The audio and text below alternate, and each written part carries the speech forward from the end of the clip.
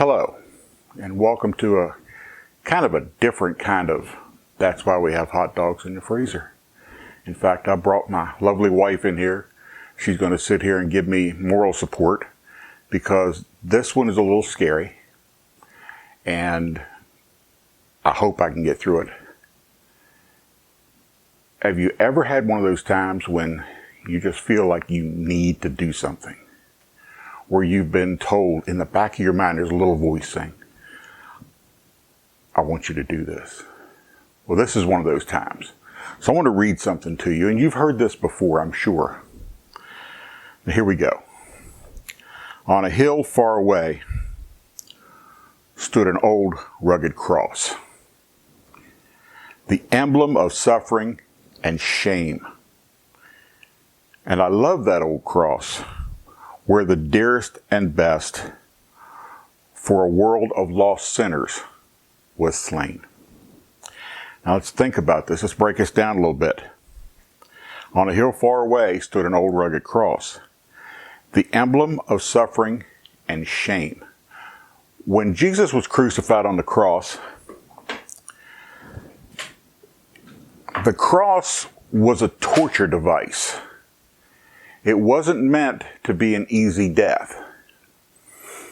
And he was ridiculed while he was hanging on that cross. And let me tell you, after he died the next day, a lot of the Romans that watched that, we all would think, well, they just witnessed this great event and everybody's just sobbing and weeping. No, the next day, the next week, there's people in that crowd that were saying, did you see that guy? Look, we killed that guy. Yeah, you see it? Took 3 days. We killed him. And they really didn't realize what they had done. So what I find interesting is the Christians of that day took that symbol, that torture device, and adopted it to be their emblem. This is, instead of being a symbol of sorrow and shame, they made it a symbol of devotion and love. And that's a pretty strong message for somebody that just cooks stuff on YouTube, isn't it? But you think about it. It's kind of like today if we went around with an electric chair on a chain around our neck. Think about that. It'd be like wearing a little noose around your neck. Any kind of torture device. They took a public symbol of torture and ridicule and turned it into a symbol that Christians around the world are proud of. Now, back in September 8th of 2018, this lovely woman right here had a stroke. And I didn't know what to do. I was broken up.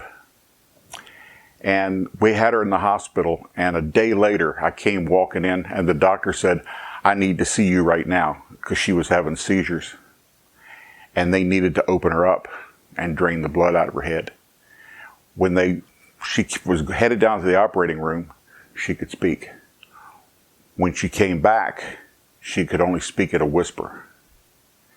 And for the next 6 months to 9 months, I sat there and just watched her in the hospital and then in rehab.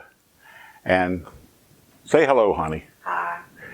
See, she can speak now. Yes.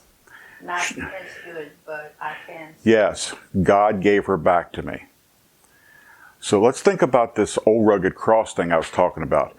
The Romans used that emblem as an emblem of ridicule and shame. Well, today, this sort of same thing is happening, only it's on the other side. Today we have the corona pandemic. Now, Diane and I, especially Diane, are susceptible. And I want to tell you right now, we are concerned. I don't think we're afraid, but we are concerned. And I know you've heard the stories about how people need to wear a mask. I wear a mask to protect her. She wears a mask to protect me if we were strangers. We live under the same roof together. So today I'm suggesting to you that instead of pointing fingers at the grocery store and saying, look at him over there. You think he's afraid? He's wearing a mask. That mask isn't going to do him any good. No, it's not going to do him any good. It's going to do you some good.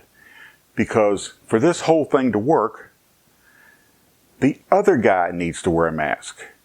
Now, am I saying you have to wear a mask? No. This is America. You have a choice. You could wear a mask. You could not wear a mask.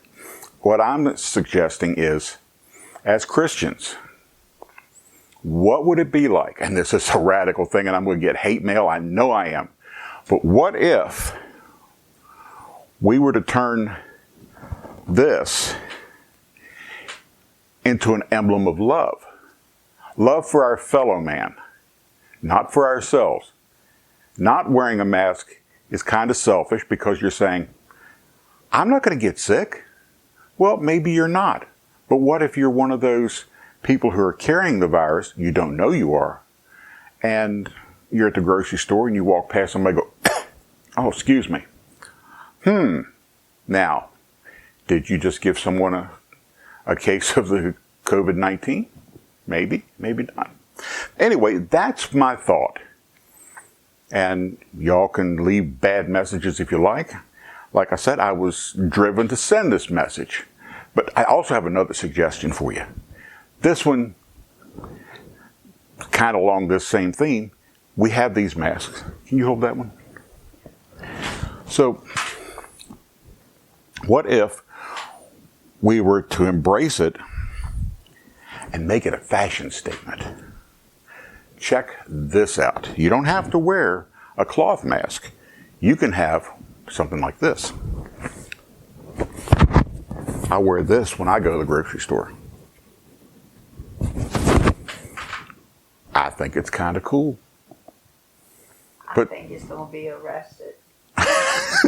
Well, yeah, I do look like I'm holding the place up. Yeah, it does. But, yeah, so I don't go to the bank like this. I'll wear a little blue one like that. But the rest of the time I'm in the grocery store. And I do get some looks. And ladies, here's something for you to think about. When you're wearing a mask like this, it accentuates your eyes. Look. You know. You want me, don't you? Yeah. Yeah. There was See? a commercial too on TV, like your eyes are very pretty, and then wear this mask. So that does show your eyes really pretty. Yes, it does. Yeah. So anyway, I hope I didn't offend anybody. I hope maybe you found a little humor in this. And next time I promise I'll be cooking something and we'll have a good old time. But I was felt driven to send this message. So y'all have a nice day and God bless. We'll see you. Bye.